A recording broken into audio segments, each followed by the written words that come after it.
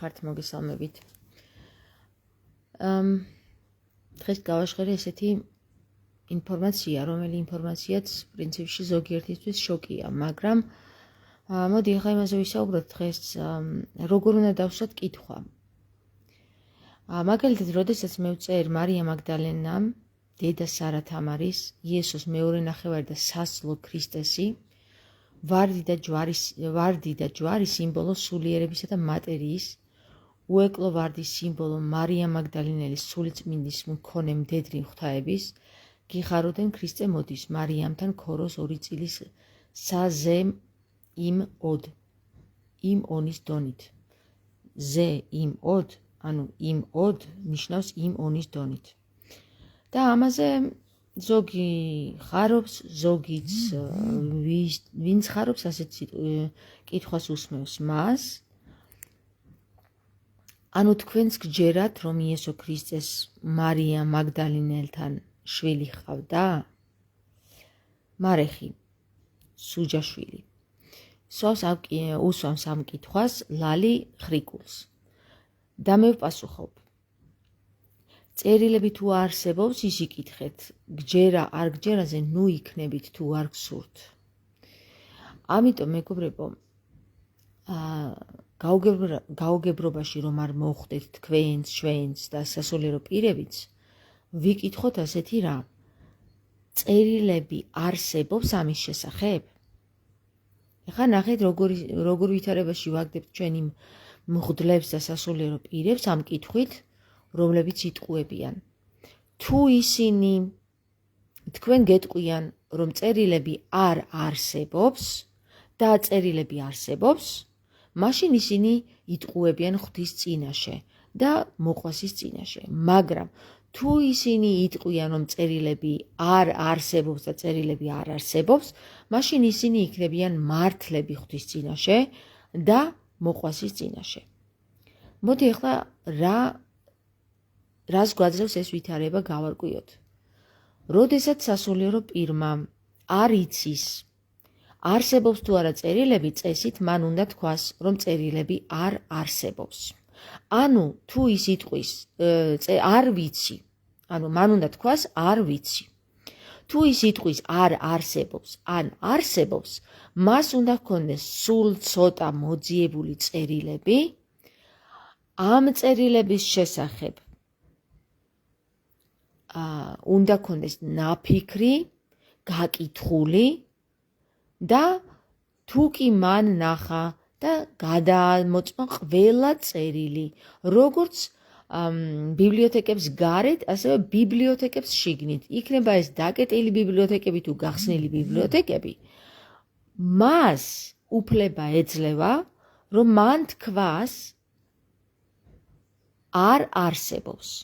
თუ მას დაკეტილი ბიბლიოთეკების შიგნით ან დაკეტილი ბიბლიოთეკების გარეთ ყველა წერილი წაკითხული ექნება და მას ვერ მოეძიება ის წერილი, რომელიც არის ნათქვამი იესო ქრისტესა და მარია მაგდალინეზე, მაშინ მას სრული უფლება აქვს თქვას არ არსებობს.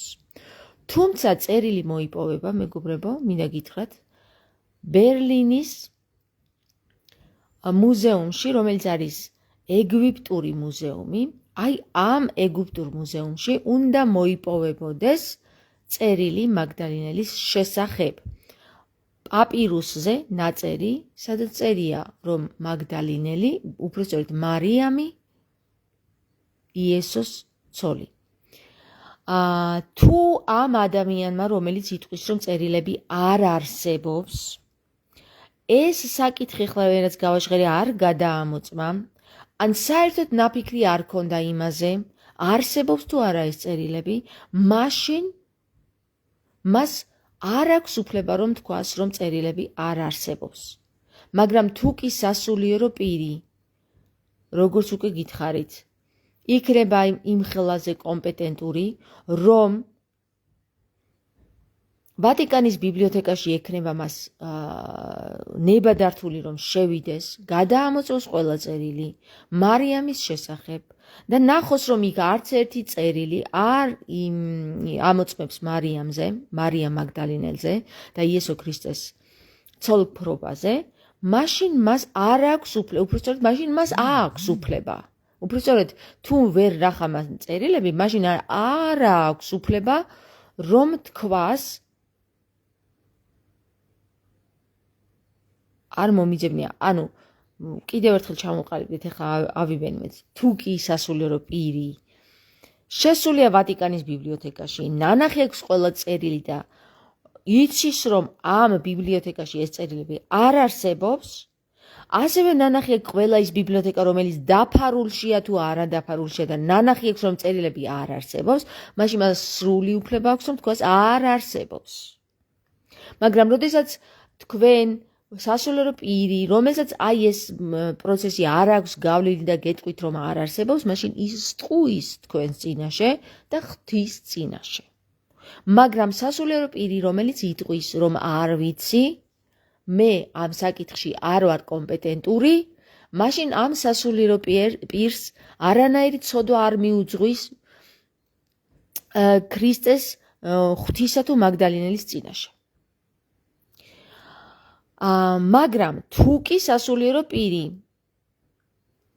რომელსაც წაკითხული აქვს წერილები და იცის რომ მაგდალინელის შესახებ არსებობს წერილები, იესოსა და მაგდალინელის ცოლ-ქმრობაზე არსებობს წერილები და ის იტყვის რომ არ არსებობს წერილები, მაშინ ის სტყუის, რა თქმა უნდა, ეს უკვე ფაქტის ახეზია, რომც ჰქონდეს მას წაკითხული ეს წერილები და რომც არ ჰქონდეს მას წაკითხული ეს წერილები. ამიტომ ყველა შემთხვევაში სასულიერო პირებს შეგიძლიათ დაუშვათ ეს კითხვები. ნუ უსმევთ თქვენ ჩვეულებრივ ადამიანებს კითხვებს გჯერა თუ არ გჯერა. გჯერა არ გჯერაზე მეგობრებო, ნუ ავაწყობთ ჩვენ რწმენას. მოდი ესე ვთქვათ, რეზონირებს ეს ინფორმაცია შენთან. თუ არ რეზონირებს, ესეც კარგი კითხვაა, ნახე, გჯერა არ გჯერა რა, ეხლა მე მჯერა არის რომ დავინახე და ვიცი. მჯერა, მაგრამ რეზონირებს შენთან, ანუ შენში იწვევს რაიმე ემოციას ესეთი საკითხი, დადებით ემოციას იწვევს ეს საკითხი, რომ მაგდალინელი იყო იესო ქრისტეს ცოლი? თუ რეზონირებს და თუ შენ მოწმობას იღებ შენი გულისგან, მაშინ იტყვი რომ ეს ინფორმაცია ჩემთან რეზონირებს. გესმით? ეხლა ალექსანდრე წერს რა სიგიჟეა, რაზე წერს ვერ ხვდები ოღონდ. რა სიგიჟეა, რაზე წერს ალექსანდრე, იქნებ დაკონკრეტდე. ამიტომ მეგობრებო, მოდი ესე ვთქვათ რა, კითხვების სწორი დასმა ვისწავლოთ. ხო? სწორი კი არა და მართებულად კითხვის დასმა ვისწავლოთ. სწორი კითხვა რა არის ხა? სწორი თუ მოღრეცილი, მართებული კითხვების დასმა ვისწავლოთ და ერთმანეთის კრიტიკას კი ნუ დავიწყებთ და თავში ჩარტყმას. აი მაგალითად რა სიგიჟე ამბობს ალექსანდრე, ხო? ნუ რა სიგიჟეა, ეხლა რა ვიცი, ყველაფერი სიგიჟეა ამ დედამიწაზე, რაც კი შექმნილა ყველაფერი სიგიჟის ნაწილია, თორე სხვანაირად არ შეიქმნებოდა ეს, არაფერი არ შეიქმნებოდა. იქნებოდა ყველაფერი ერთ იმაზე, დონეზე, დონე. ამიტომ ჩემო მეგობრებო, ჩვენ გვაქვს მართებული კითხვის დასმის უფლება აბსოლუტურად ყველა სასულიერო პირთან.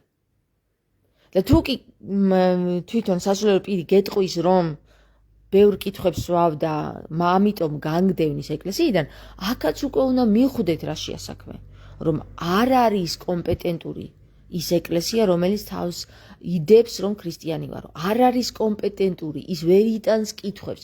კითხვებს ვინ ვერ იტანს, ის ვისაც პასუხები არ აქვს. და ამიტომ მოკლეს და ამიტომ აცვეს ქრისტე ჯვარს. ღმერთმა დაგვიფაროს, კი არ მოკლეს. ქრისტე ამიტომაც აცვეს ჯვარს, რომ ის კითხვებს სვავდა. სვავდა თუ სვამდა? ნუ კითხვებს უსვამდა ხალხს. უსვამდა, რომელია სწორი ფორმა? იყო ჩაღეთ ახლა. ფილოლოგებო. კითხვის დასმა, გასაგება, კითხვას ვსვავ თუ კითხვას ვსვამ? რომელია სწორი ფორმა? წყალს ვსვავ, კითხვას ვსვამ, მე მგონი, ხო? დასმა. კითხვა დავსვი, წყალი დავლიე. ხომ? აი ესეთი რაღაცაა. მოდი, ქართული მაგარი ენა თვითონ პასუხობს. ანუ კითხვის დასმა. კითხვას ვსვამ არის სწორი ფორმა, როგორც ჩანს. და ამით მე მარეხი სუჯაშვილს ვუპასუხე, რომ კარგი იქნება თუ ის კითხვას კორექტურას გაუკეთებს, კითხვას როგორც დასვა, იმ დასმულ კითხვას კორექტურას გაუკეთებს და დასვავს ესეთ კითხვას. გააქვს წაკითხული მარია მაგდალინელისა და იესო ქრისტეს ცოლქმრობაზე წერილები. თუ არ გაქვთ, რეზონირებს ეს თქვენთან ეს ინფორმაცია, რომ მარია მაგდალინელი იყო იესო ქრისტეს ცოლი? ეხლა მე მივიღე ეს კითხვა ჩემთვის, რომ ადამიანი მისვავს კითხვას, რეზონირებს თუ არა ეს ინფორმაცია ჩემთან, იყო თუ არა მარია მაგდალინელი იესო ქრისტეს ცოლი. ხო?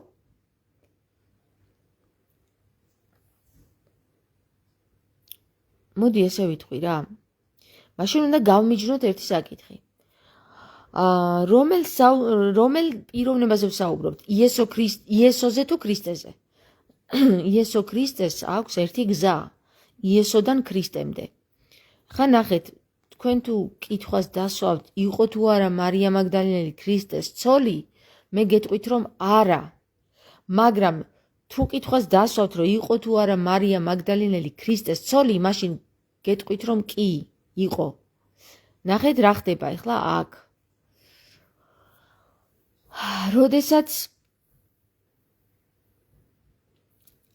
მარია მაგდალინელი იესო ქრისტეს სანამ ქრისტე გახდებოდა იესოს მოწაფეა, იესო ხდება მას პირზე კოცნით.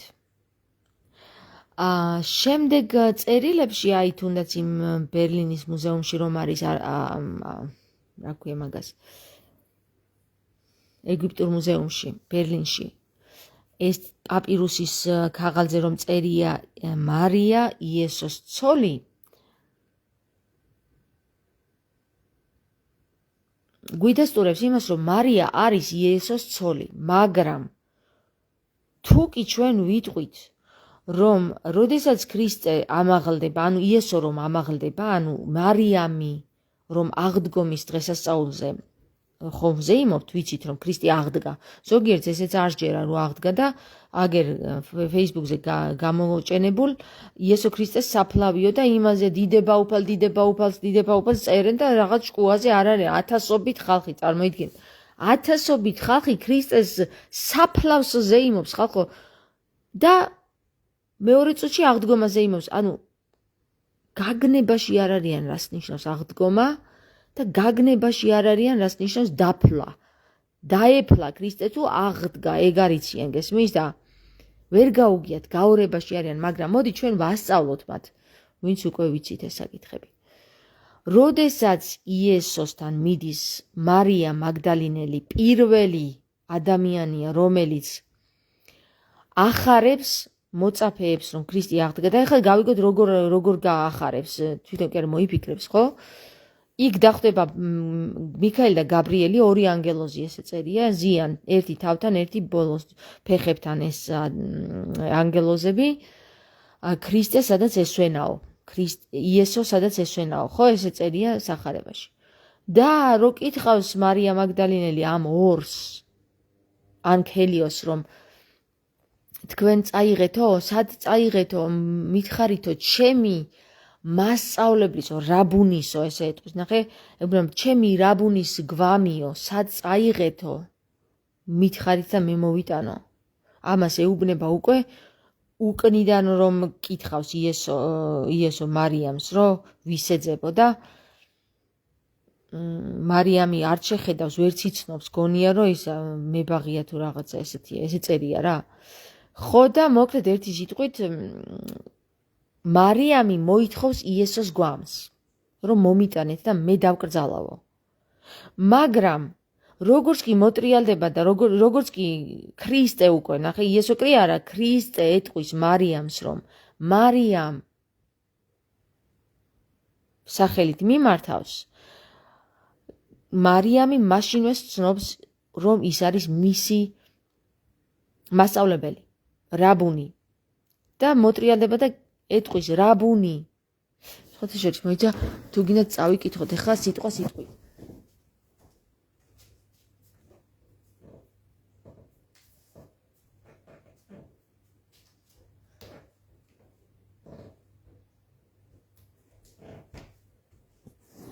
წავიდა აქიდა ახლა ის ჩემი ბიბლია და ჩემი ბიბლია კი არა და ბიბლია და საწავიდა ხალხო საწავიდა გაქრა ბიბლია გაქრა აი აკოფირა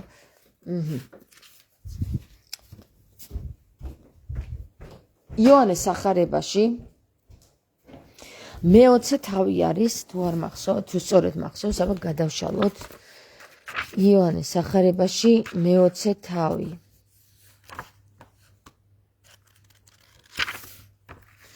ლუკა და იოანე მე-20 თავი.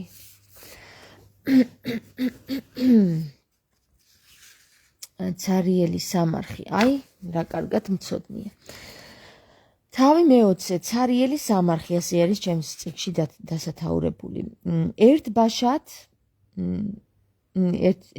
კი არა და ერთ შაბათს გარიჟრაზე, როცა ჯერ ისევ ბნელოდა, მივიდა მარია მაგდალელი სამარხთან და ხედავს, რომ ლოდი გადაგორებულია სამარხიდან.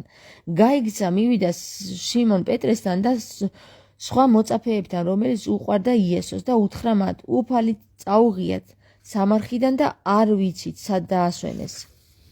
მაშინვე გამოვიდა პეტრე და სხვა მოწაფეები და მივიდნენ სამარხთან. ორივენი ერთად მირბოდნენ, მაგრამ მეორე მოწაფე პეტრე სწრაფად გაიგზა და პირველი მივიდა სამარხთან. დაიხარა და დაინახა დაგდებული ტილოები, მაგრამ არ შესულა. მის შემდეგ მოვიდა სიმონ პეტრეც. გესმით, დაგდებული ტილოებიო და ეს რომ გვატყუებენ, რომ ის რაღაცა ტილოზე რომ დაახატეს ქრისტე და ეს ქრისტეს ანაბეჭდიაო, ეს არ არის მართალი. მის შემდეგ მოვიდა სიმონ პეტრე, შევიდა სამარხში და დაინახა დაწყობილი ტილოები, სუდარა თავზე რომ ჰქონდა შემოხვეული. იმ ტილოებთან კი არ იდო, არამედ ცალკე იდო, ერთ ადგილას დახვეული. მაშინ შევიდა სხვა მოწაფეც სამარხთან, პირველად რომ მივიდა დაიხილა და იწამა, რადგან აქედან არ იცოდნენ წერილიდან რომ იგი კვეთრად უნდა აღმდგარიყო, მკვდრეთით უნდა აღმდგარიყო. მოწაფეები კვლავ წავიდნენ თავისთვის.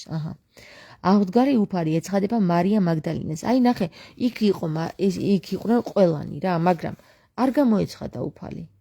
ანუ ქრისტე არ გამოეცხადა იმათ, მაგრამ ახლა მარიამი კი იდგა სამარხს გარეთ და ტიროდა, ანუ არ წავიდა მარიამი, ხედავთ? ტირალი სამარხისკენ დაიხარა და დაინახა თეთრებში შემოსილი ორი ანგელოსი უნდა ეწეროს. მსხვდომარენი ერთ თავით და მეორე ფერხთით, სადაც იესოს გვამი ესვენა. უთხრეს მას, დედაკაცო, რატომ სტირი? მან მიუგო, ჩემი უფალი წაიღეს, არ ვიცი სად დაასვენეს. ამის თქმისას მოტრიალდა და იხილა მდგომარე იესო, მაგრამ ვერ იცნო, რომ იესო იყო. უთხრა მას იესომ, დედაკაცო, რატომ სტირი ვისეძებ? მას მებაღე ეგონა და იგი და უთხრა, ბატონო, თუ შენ წაიღე, მითხარი სად დაასვენე და მე წამოვიღებ. უთხრა მას იესო, მარიამ. მოტრიალდა და ებრაულად უთხრა, რაბუნი. ესე იგი, მარიამი აქ ესაუბრება მებაღეს, როგორ იცით, აი უკან დგას ეს მებაღე და ესაუბრება, გონია რომ მებაღე დგას რა, მაგრამ ქრისტეა და უთხრა მას იესო, მარიამ. მოტრიალდა და ებრაულად უთხრა, რაბუნი, რას ნიშნავს მოძღვარო? ესე იგი, მოძღვარო უთხრა, ეს იყო მისი მოძღვარი, აქ წერია, ეს იყო მისი მოძღვარი. უთხრა მას იესო, მარიამ. მოტრიალდა და ებრაულად უთხრა, რაბუნი. იესომ უთხრა მას, არ შემეხო, რადგან ჯერ არ ავსულარ მამასთან, წადი ჩემს ძმებთან და უთხარი, მე ავდივარ მამა ჩემთან და მამა თქვენთან, ჩემს ღმერთთან და თქვენს ღმერთთან. მარია მაგდალინელი მივიდა და აუწყა მოწაფეებს, რომ უფალი იხილა და ეს უთხრა მას. ეხლა უყურეთ რა, აქ არის ერთი ძალიან საინტერესო ინფორმაცია, რომ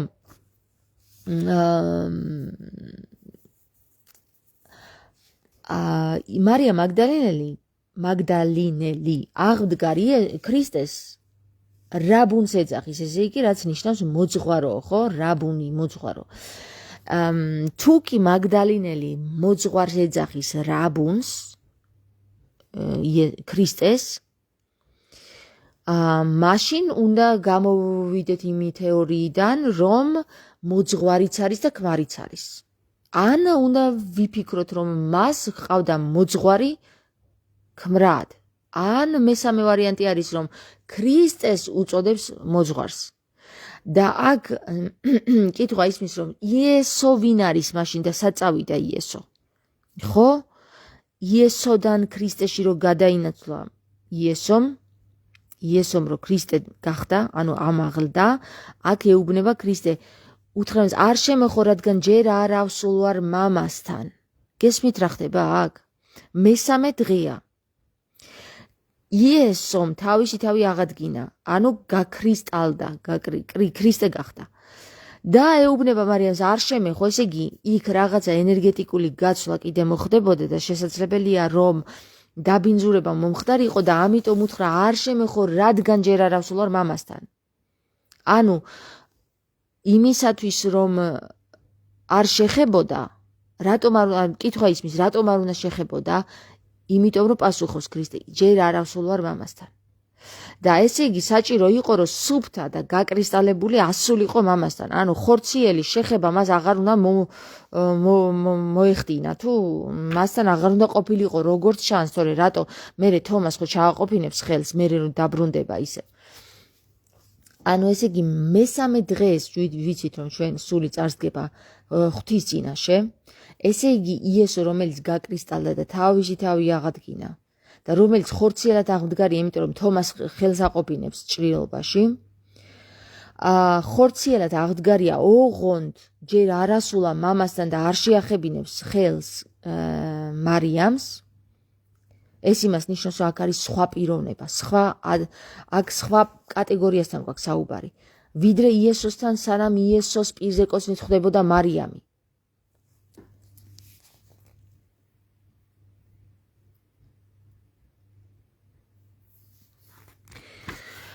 მოკლედ, ჩემი მოსაზრება გაიგეთ, ხო?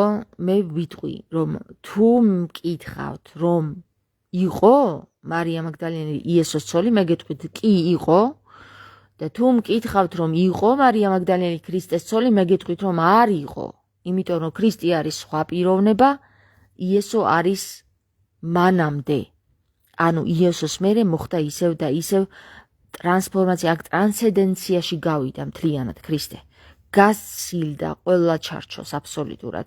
დარღვია და გარღვია ყველა ჩარჩო, რაც მანამდე არსებობდა და თავისი თავი ხორციელად აღადგინა.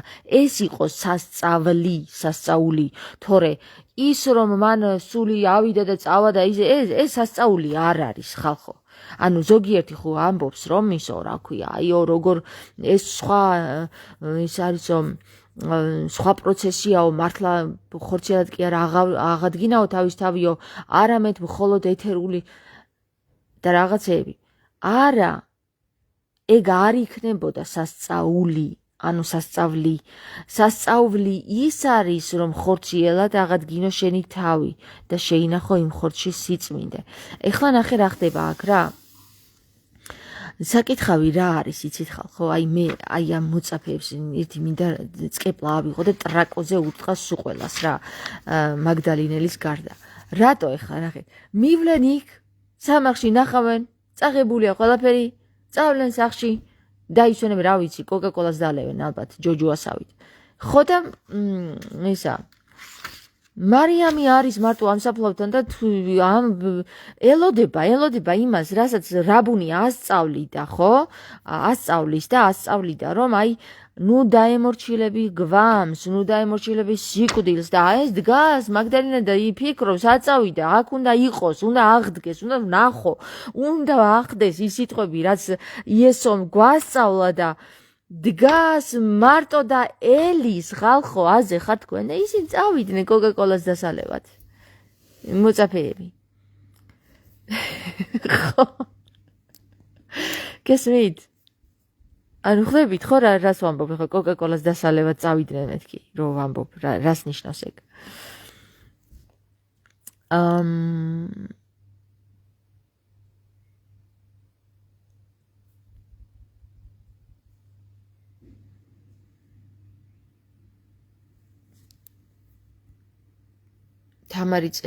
თამარ გაგაძე წერს დედამიწას სახელს ვუცვლი დედო ოდათ გარდა მოიცა წავიკითხოთ გარდა სახავ დედა მიცანდა მიცავი ხმა მომესმა ხმამ ჩამძახა გულს ფერები მოეფინა და იმედი ჩამისახა დედა გამჩენ სიცოცხლე ჰეს სხვა მიზანი დაუსახავს სვეტი ნათლის მონებს ართვლის სვეტი ნათლის ფერებს გვაწვდის და მირონი ვითარ გონის მოდის ჯანში მოდის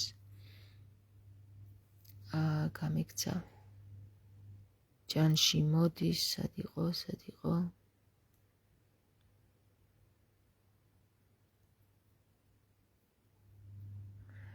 ჯანმრთელობით აღივსებით ნათელ გონით გაივსებით სიხარულის ფრთებით იფრენთ მზის სხივებით აინთებით დედამიწას სახელს ვუცვლი დედო ოდათ გარდასახავ წამებს წუთებს ეკლებს ვაცლი ვარც უეკლოდ გამოვსახავ ახალ ფურცლებს არ ექნებათ ჭკნობად სვენა სევდა კრული და ნიღბებად დაცვივდებათ ბნელთა ბნელებს თვით ბადეში ახლართული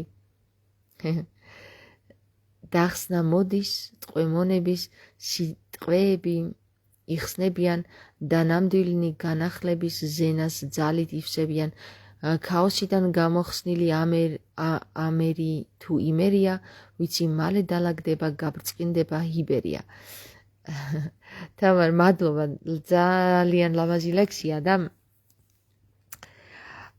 მიყვარს შენი ლექსები იმიტომ რომ უკვე წავედით იმ მიმართულებით რომ ტყვეები გათავისუფლდებიან და გათავისუფლდნენ უკვე ვიხსენით ვარდი დატყვევებისგან ჯვარზე და სიმბოლური და რაღაცა ძალიან საინტერესო რაღაცა სხვადასხვა თუ გაინტერესებთ მეგობრებო როზენკროიცერები ვინ იყვნენ რას ნიშნავს ვარდი ჯვარზე სიმბოლურად რატომ იყო ეს ოდითგანვე სულიწმინდის გამასახიერებელი სიმბოლო უეკლო ვარდი გაშლილი ვარდი ჯვარზე და ასე შემდეგ შეგიძლიათ თქვენ ჩაეძიოთ ამ ინფორმაციას ძალიან უამრავი ინფორმაცია არის უცხო ენებზე მოიძიება ქართულ ენებზე როგორც იცით არაფერი არ მოიძიებენ თუ სიბნელეში ამყოფებენ ქართველებს და განსაკუთრებული როზენკროიცი გერმანულ ენაზე მოიპოვება ეზოთერიკაში განსწავლულ ხალხს კითხეთ ესე იგი ეზოთერიკა ორგვარია მეგობრებო ეგზოთერიკა რომელიც ხალხში გატანილ ინფორმაციას ნიშნავს და ეზოთერიკა რომელიც განსაკუთრებული გამოყოფილი გონება მესამე თვალ გახსნილი ადამიანების ცნობიერება და დახურული სფეროა და დახურული ჯგუფი ესე რომ Facebook-ის ენით რომ ვისაუბროთ დახურული ჯგუფის წარმომადგენლები არიან ეზოთერიკები იმიტომ რომ ყველას არ ესმით ის ენა რომელ ენაზეც ეზოთერიკები ლაპარაკობენ და აი ახლა მე და თამარის ურთიერთობა აი მაგალითად ამენით საუბარი ხო ლაზარეს ენით საუბარი არის როგორც ეზოთერიკებში არის დახურული ჯგუფი ისეთი წარმომადგენლებისთვის ყველა ვერ გაიგებს ამ ენას ხვდებით და ის ხალხი რომელსაც არ ესმით ეს ენა ჯერ ნუ დაიწყებთ იცით რას მე გირჩევდით თქვენ ჩემი რჩევა იქნება თქვენდამი რომ კრიტიკაში კი არ გადაზარდოთ აი იცით რა ეცადეთ რომ გაიგოთ რას ვლაპარაკობთ ანუ ხო არის რაღაცა უცხო ენებს სწავლობს ხალხი ზოგი ჩინურს ზოგი იაპონურს ზოგი კორეულს და რაღაც სასწაულებს აკეთებენ და აი ქართულ ენაზე ამ უცხო ენით და საუბარს როგორც მე და თამარი საუბრობ და მე და თამარისნაირად კიდე ძალიან ბევრი საუბრობს და ვინც იგებს ამ ენას მათ კრიტიკას კი ნუ დაუწყებთ არამედ ჩაეძიეთ და იფიქრეთ იქნებ თქვენს გაგეხსნათ თქვენს გაიგოთ ხომ ხედავთ რომ ჩვენ არ ვმალავთ ამ ცოდნას იმათგან განსხვავებით, ვინც გიმალავთ ამ ცოდნას, ესენი არიან სასულიერო პირები, ხო? რომლებიც ფიქრობენ, რომ ისე დებილები ხართ, რომ ვერ გაიგებთ, რომ გითხრან რაღაც მაღალფარდოვნულ ენაზე, ეზოთერიკულ ენაზე. თუმცა ბევრს თვითონ არ ესმის, რას ლაპარაკობს და ბევრს თვითონ არ ესმის ეს ეზოთერიკა სასულიერო პირის არა და ყველაზე პირველი რაც უნდა იცოდეს სასულიერო პირმა არის ის, რომ ქრისტე ეზოთერიკული ენით საუბრობდა, ეზოთერული ენით საუბრობდა და ეზოთერულ ენაში თუ არ ჩაიხედა, აბა მაშინ მარტო მატერიაში დარჩენილა და აი ეს ჯვარი არის მატერიის წარმომადგენელი და ვარდი უკვე რომელიც ჯვარზე არის შუაგულში გამოსახული, ეს იმას ნიშნავს, რომ აქ არის ცნობიერება ლოგოსი, უმაღლესი ცნობიერება სოფიას, რასაც ეძახიან და კიდე ვეფხისტყაოსნის ენით ნესტანდარეჯანი. მოკლედ, აი ეს ვარდი არის წარმოიდგინეთ, რომ ჩვენ ჯვარზე დატყვევებული ნესტანდარეჯანი ქაჯებისგან ვიხსენით. 23 მარტს 2025 წლის. და 3 ვიყავით იქ. თუ არ ჩავთვლით, გარეთ გველოდებოდნენ მამაკაცები. მოკლედ ერთი სიტყვით, ბევრი რომ აღარ ვილაპარაკოთ, ეს არის ესეთი მომენტი რა, რომ ჩვენ გვმართებს მართებული კითხვების დასმა და კითხვების დასმა უნდა იყოს ისეთი, რომ ვიღაცასთან კრიტიკა კი არ იგრძნობოდეს, არამედ თუ გაინტერესებთ რაღაცა ინფორმაციის გამოხსნა ქაჯებისგან, ხო? მაშინ უნდა დასვათ მართებული კითხვა. ირონიულად, ცინიზმით, კრიტიკით, უცნაური ენით არ გამოგადგებათ. გესმით? იმიტომ რომ არც ერთ ინფორმაციას არ მიიღებთ. დარჩებით ერთი და იგივე პოზიციაზე, რაც მანამდე გითხრეს, იმის იქით განვითარებას ვერ მიაღწევთ, მაგრამ თუ თქვენ კითხვას დასვათ მართებულად და მართლა დაელოდებით პასუხს, ხო? გულწრფელად დასვათ კითხვას, მაშინ თქვენ მიიღებთ პასუხს. მედია გველესიანი წერს მოგესალმებით თამარება. მოგესალმებით მედია.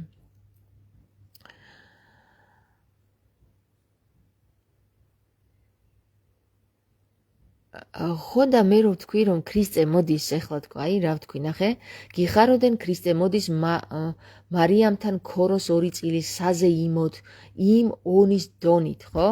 ანუ თვითონ ამ სიტყვას საზეიმოდში არის მოთავსებული იმ ონის დონი. აბა თუ მიხვდით როგორ, ხო? საზე გვერდზე დავტოვოთ და იმოდში გავშიფროთ, რომ იმ ონის დონი დევს იმოდში, ანუ საზეიმოდ. და ანუ რას ნიშნავს ახლა ეს ქრისტე მოდის მარიამთან ქოროს 2 წილის საზეიმოდ? იმის ქოროს 2 წილის საზეიმოდ მოდის, რომ თუ კი იესო გაკრისტალდა და ტრანსფორმაცია განიცადა, მარიამმა ეს ჯერ ვერ მოახდინა. ეხლა მარიამის ჯერია, მარიამი უნდა გაკრისტალდეს, რომ ქრისტე და მარიამი ისევ ერთად იდგნენ მამის წინაშე, იმიტომ რომ როგორც არსებობს მდედრი შვილი ღმერთისა, ისევე არსებობს როგორც არსებობს მამრის შვილი ღმერთისა, ისევე არსებობს მდედრი შვილი ღმერთისა, გესმით? როგორც არსებობს მდედრი ღმერთი, ისევე არსებობს მამრი ღმერთი. ესენი არიან ენერგიის გაერთიანება, მამრი და მდედრი ენერგიის გაერთიანება ხდება ეხლა და ჩვენ თუ ამას მხოლოდ გამოვაცალკევებთ და მხოლოდ მამრს დავტოვებთ და მხოლოდ მამაზე გვექნება საუბარი და მხოლოდ მამას ჩავაციკლდებით, ხო? დედას ჩრდილში ვტოვებთ და რატომ? ამიტომ მეგობრებო, ეხლა ხდება, თქვენ იცით, ხო? სული წმინდა არის მდედრი ენერგიის წარმომადგენელი, მამაზეც იერი არის მამრი ღვთაების წარმომადგენელი. სული წმინდა კი მდედრი ღვთაების წარმომადგენელი. ეხლა ძეღმერთი არსებობს და იცით, რომ მას სასძლო ყავს, ხო? ანუ თუ კი ქრისტეს სასძლო ყავს, ისიც უნდა იყოს ღვთის შვილი. მაშ სად არის ეს ღვთის შვილი? ხო და მეგობრებო, ეს ვარდი არის მისი სიმბოლო. და უეკლო ვარდი, რომელიც კი არ კბენს, ისე გადაყავს ეს კაცობრიობა. აღყავს იმ სფეროში, რომელ სფეროშიც კაცობრიობას უჭირს შესვლა, ხო? ანუ თავიდანვე აგერ მოწაფეები მივიდნენ და ისევ გაიხსნენ უკან კოკაკოლის დასალევად და მარიამი დარჩა, ხო? იმ პროცესში, როდესაც მარიამი იყო იქ, სადაც ქრისტე იესო გაქრისტალდა, ქრისტე გადაიქცა, იმ პროცესში ეტყობა მარიამი ჯერ არ იყო მზად, ან არ იყო მომწიფებული პროცესი, ან არ იყო რაღაცა ის დრო, როცა მარიამის გაკრისტალება უნდა მომხდარიყო, მაგრამ ქრისტეს საზღო არის მარიამ მაგდალინელი უკვე ტრანსფორმაციაში გადასული გაკრისტალებული ქრისტეს მეორე ნახევარი. ეხლა დაგემშვიდობებით მე. თუ გაიგეთ, თუ ვერ გაიგეთ, რა ვქნა ახლა? მე ვეცადე რომ თქვენთვის გამეგებინებინა, ვეცდები კიდე უამრავჯერ რომ გაგაგებინოთ სხვადასხვა ინფორმაციები და რაც თქვენთან რეზონირდება, გამეხარდება რომ თქვენ დააკომენტაროთ როგორ რეზონირდა, რა სახით რეზონირდა, როგორ გქონდათ ამაზე ნაფიქრი ადრეც, რომ ფიქრობდით სულ ამაზე გეფიქრებოდათ და უამრავ ადამიანს ეფიქრებოდა სხვათა შორის ამ საკითხზე და ალექსანდრე, შენ თუ დამიწერ რაზე თქვი რომ სიგიჟეაო, მაშინ მადლობას გეტყვი. აბა წავედი ახლა, გაკოცეთ ბევრი. მიყვარხართ ძალიან, იმიტომ რომ მიხარია და მიხარი ხართ რომ ჩვენ ყველამ ერთად შევძლეთ ვარ დონის შეძენა, ანუ ვარის დონეზე ასვლა, ანუ ჩვენი თავი ვაღიარეთ, წარმოგიდგენიათ? ავიღეთ იარა. ჩვენივე ხელით ავიღეთ იარა. არ გვჭირდება სხვისი აღიარებები. ჩვენ ვაღიაროთ თავი. ვარდონი თვითონ ვარდიც სიმბოლო, ეს ქართული სიტყვა საოცარია, იმიტომ გითხარით ყველაფერს ხსნის როგორც ვარდი, იფურჩქნება და იფურჩქნება, ინფორმაციას იღებ და იღებ ამ სიტყვებიდან, ხო? ვარდივით. ამიტომ თვითონ ვარდი გვაძლევს სიტყვა ვარდონს, ვარდონი კიდე გვაძლევს ინფორმაციას ვარ რაღაცა დონის და თუ რაღაცა დონის ვარ, ისიც უნდა გაიგოთ რომ რა დონის ვართ, იმ დონის ვართ რომ უკვე ვთქვით რომ ვარ, ანუ ვაღიარეთ ჩვენი თავი და გისურვებთ ძალიან ლამაზ მოგზაურობას ამენით.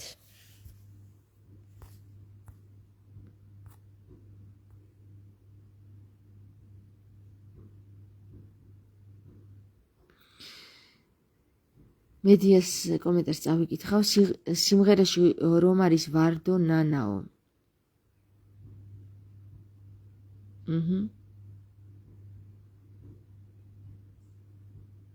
გაკოცეთ.